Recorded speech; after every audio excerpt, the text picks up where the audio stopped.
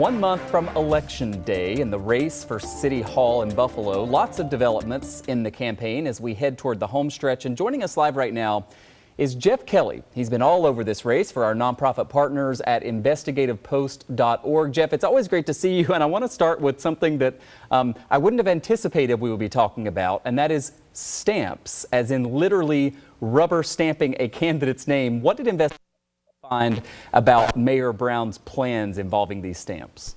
Yeah, so we published a piece earlier, do's and don'ts of write-in balloting, and as it turns out, this is something we heard about back in July, that Brown campaign intends to purchase and distribute stamps with Byron Brown's name on it to facilitate his supporters voting for him, and that's perfectly legal. Rubber stamps are an acceptable way of writing in a candidate's name.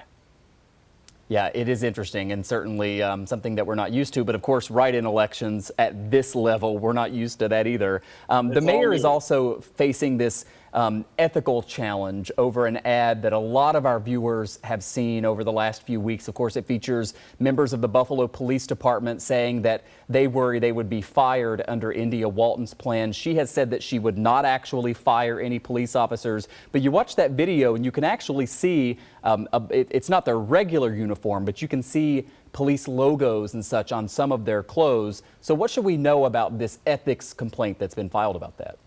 Yeah, and what you bring up about the clothing is an important point in this ethical complaint that's been filed by an attorney who is a supporter of India Walton, though not a registered Democrat. The issue is there are departmental rules, there are city rules, and there are state and federal laws governing how public employees and police officers in particular can express political opinions or support political candidates. There are very strict rules. And one of them has to do with, are you in uniform? Are you identified as a police officer? So do these sort of T-shirts, these different kind of uniforms, not the uniforms you see a policeman in every day, do they constitute identifying yourself as a police officer and using your position to forward the interests of a political party or candidate? The rules are kind of tricky. It's right now the complaint goes to the City Board of Ethics, but there are state and federal laws at play too.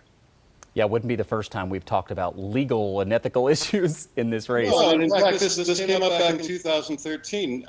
Kim Beatty, who was then with the Buffalo Police Department, now a candidate for Erie County Sheriff, appeared in uniform in an ad in support of Byron Brown's re-election that year. And she took a little heat for it, but nothing came of it.